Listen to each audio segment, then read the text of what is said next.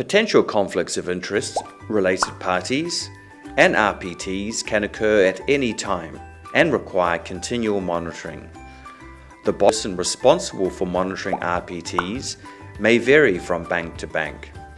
It may be the nominated board committee responsible for RPT oversight, the bank's compliance section, company secretary, risk management, or internal audit function. The roles of each should be clearly stated in the RPT policy, so changes can be easily reported and systematically recorded. Now, let's examine the role of each in monitoring RPTs, starting with the Board of Directors and Board Committee.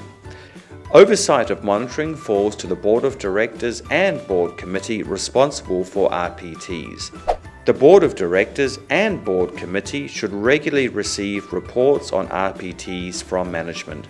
Such reports should include changes in related parties, shareholdings, terms, conditions, and exposure of all RPTs. The Board Committee should recommend any corrective measures for problematic RPTs.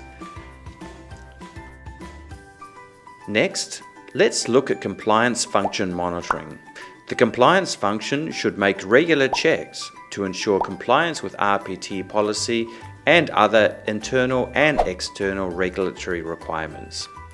It may be the first point of reporting related parties, RPTs, and changes to RPTs, and is often responsible for all record keeping, notification of interests, notification of RPTs, and changes to notifications regarding RPTs in a timely manner.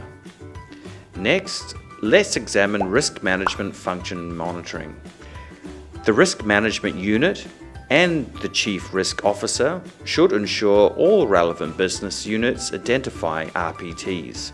Risk management should also check for related parties as part of normal transaction review procedures. Risk management, in accordance with its delegated powers, should also assess lending transactions to ensure conditions applied to the RPT loan are appropriate, at arm's length, and on normal market terms and conditions. It is also likely to have a role in ensuring sound records and processes for aggregation of RPTs.